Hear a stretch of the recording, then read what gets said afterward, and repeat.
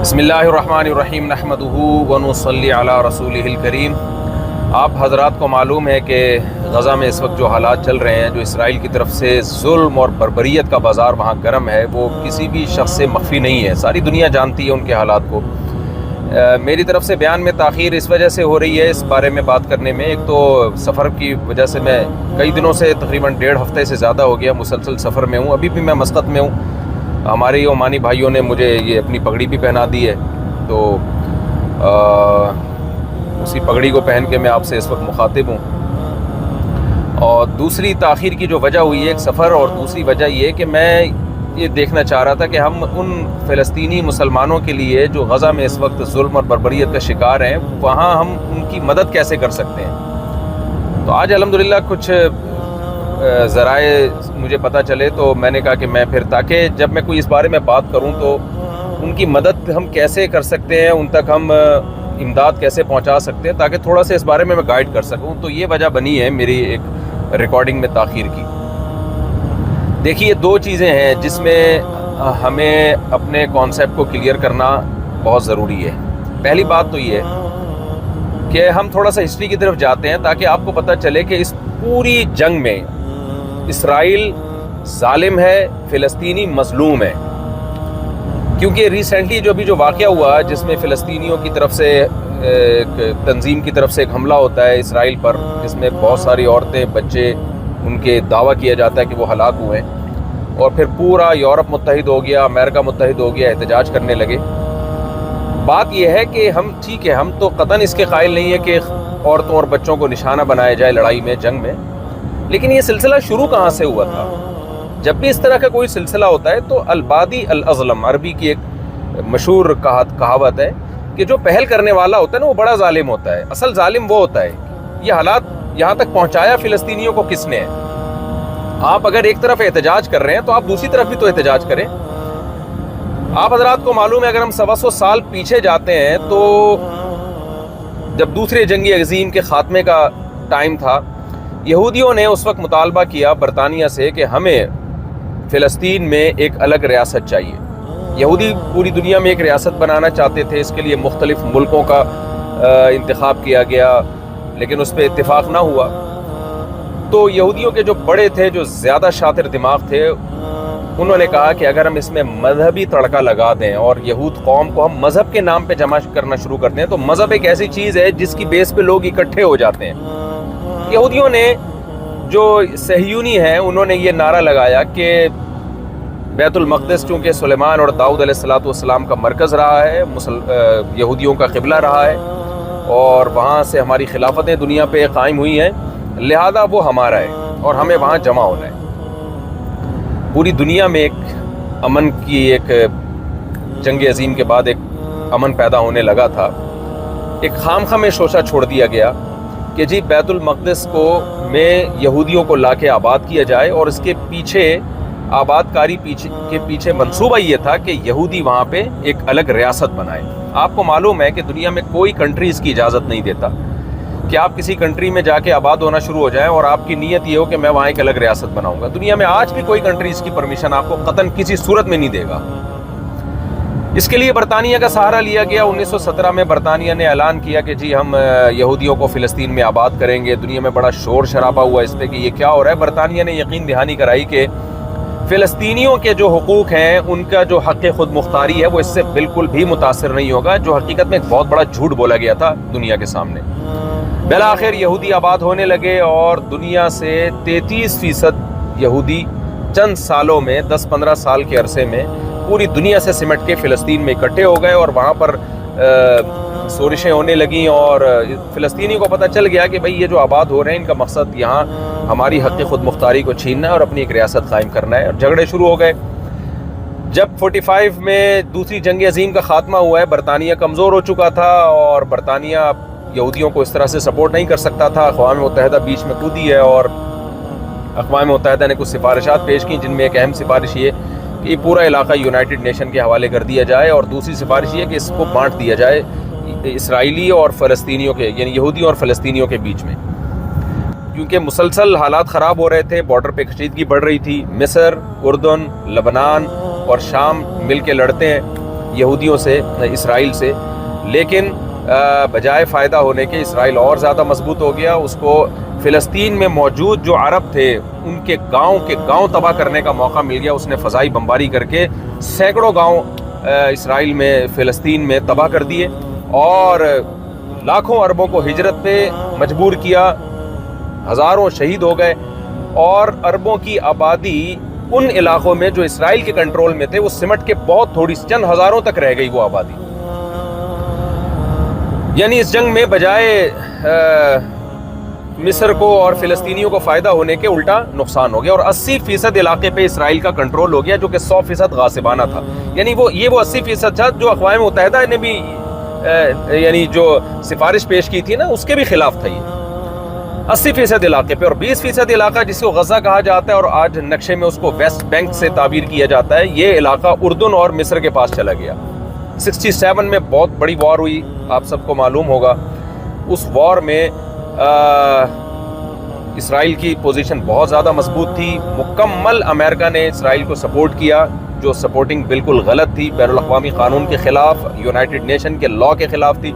اسلحہ دیا اور بالآخر اس جنگ میں بجائے فلسطینیوں کی مدد ہونے کے نتیجہ یہ نکلا کہ مصر کے بھی بہت سارے علاقے اور شام کے بھی بہت سارے علاقے اسرائیل کے کنٹرول میں چلے گئے اور اسرائیل نے مصر کے بھی بہت سارے علاقے اپنے قبضے میں لے لیے.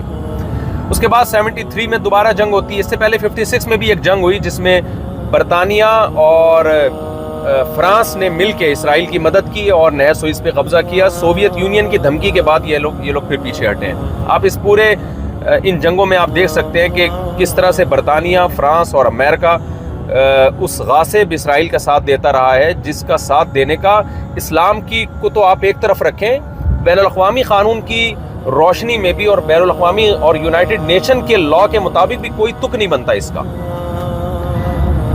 اس کے بعد لڑائی ہوتی ہے جی 73 میں. مصر نے کوشش کی کہ اپنے جو مقبوضہ علاقے ہیں ان کو اسرائیل سے آزاد کرائے، لیکن یہاں بھی مصر اور شام کی پوزیشن کمزور ہوئی اور اسرائیل بہت پاورفل تھا. لیکن اللہ جزائے خیر دے سعودی عرب کے بادشاہ شاہ فیصل شہید رحمۃ اللہ علیہ کو. شاہ فیصل شہید نے عرب ممالک کے ساتھ مل کے پالیسی بنائی اور بالآخر انہوں نے مغربی دنیا کو جو تیل جاتا تھا یورپ کو اور امریکہ کو، اس تیل کی سپلائی کو بند کر دیا، جس کی وجہ سے اسرائیل بہت مضبوط ہونے کے باوجود بھی کمزور ہو گیا. اسرائیل مضبوط تھا امریکہ کی وجہ سے اور ان مغربی طاقتوں کی وجہ سے. اسرائیل کمزور ہوا ہے اور پھر امریکہ بیچ میں کودا اور اس نے مذاکرات کروائے. مذاکرات میں یہ طے پایا کہ جی مصر جو ہے وہ غزہ کو خالی کر دے گا، جو فلسطین کا علاقہ غزہ کی پٹی ہے وہ مصر اپنی فوجیں وہاں سے نکال لے گا، اپنا تسلط ختم کرے گا اور مصر کے علاقے مصر کو واپس کر دیے جائیں گے. اس پر عمل ہوا اور اس کے بعد پھر فلسطینی نہتے ہو گئے اور یہودیوں کے رحم و کرم پہ ہو گئے.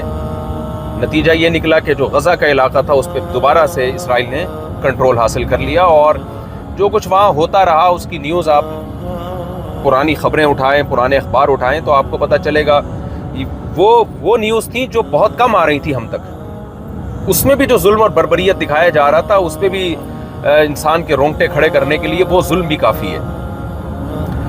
2005 میں پھر فلسطینیوں کی مختلف تنظیموں کی طرف سے حملوں کی وجہ سے غزہ سے اسرائیل کو اپنی فوجیں نکالنی پڑی اور غزہ کو آزادی ملی.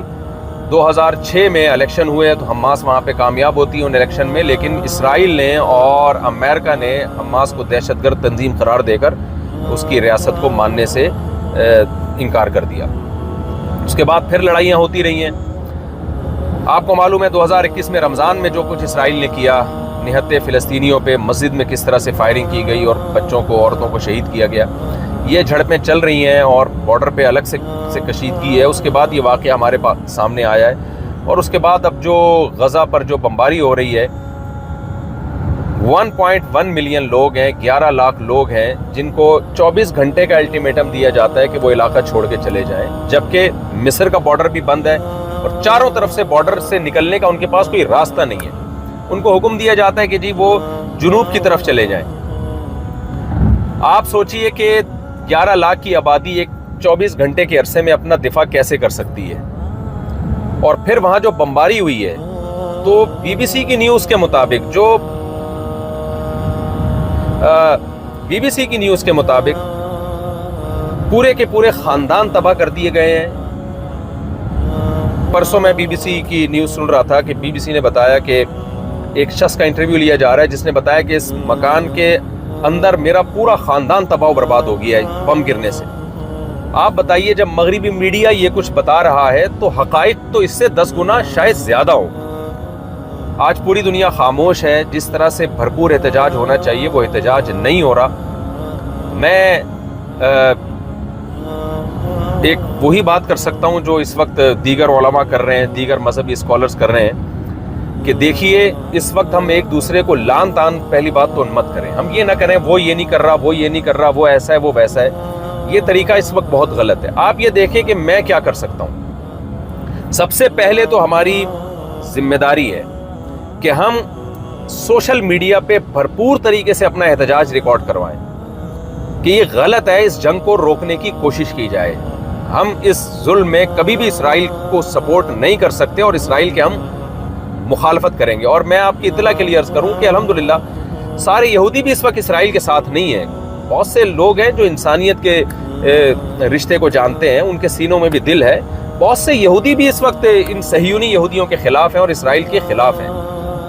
تو ہمیں متحد, جیسے یورپ اس وقت متحد ہو گیا اور اسرائیل کو سپورٹ کر رہا ہے, ایسے ہی ہمیں متحد ہونا پڑے گا. ان تمام طاقتوں کے خلاف احتجاج ریکارڈ کروانا پڑے گا جو اس وقت اسرائیل کا ساتھ دے رہی ہیں. اور ہمیں دوسرے نمبر پہ اپنے حکمرانوں پہ دباؤ ڈالنا ہے, احتجاج کر کے, سوشل میڈیا پہ احتجاج ریکارڈ کروا کے کہ ہمارے حکمران اس وقت جتنی بھی فلسطینیوں کی مدد کر سکتے ہیں وہ کریں. دیکھیں اس وقت اسلامی ملکوں کے پاس بہت بڑا المیہ یہ ہے اور یہ بہت بڑی سازش کے تحت یہ کیا گیا ہے کہ جو ملک فوجی لحاظ سے پاورفل تھے, جو اسرائیل کو آنکھیں دکھا سکتے تھے, یا تو ان کی فوجی طاقت کو ختم کر دیا گیا یا اکنامکلی ان کو تباہ و برباد کر دیا گیا, جس میں لیبیا کی مثال آپ کے سامنے, عراق کی مثال آپ کے سامنے, شام کی مثال آپ کے سامنے, وہاں کیا خانہ جنگی ہو رہی ہے, اور پاکستان کی مثال آپ کے سامنے ایک مضبوط فوج ہے لیکن اکنامکلی بالکل کھوکھلا کر دیا گیا ہے ہمیں. تو ایک بین الاقوامی ایجنڈا ہے جس کا اسلامی کنٹریز حصہ بن رہے ہیں, اور جن ملکوں کے پاس ایک اکنامکلی وہ بہت مضبوط ہے ان کے پاس کوئی مضبوط فوج نہیں ہے. یہ ایک بہت بڑا المیہ ہے اور یہ ایک بین الاقوامی ایجنڈا تھا جس کے تحت یہ سب کچھ کیا گیا, اور اس کے پیچھے بنیادی مقصد شاید اسرائیل کو مضبوط کرنا ہی تھا. اب ہماری یہ ذمہ داری ہے کہ ہم بھرپور احتجاج ریکارڈ کروائیں, ہم اپنے حکمرانوں پہ دباؤ ڈالیں کہ دیکھیں جو ریاست کی طرف سے جو آفیشلی احتجاج ہوتا ہے وہ پاورفل ہوتا ہے, اس کو دنیا سنتی ہے.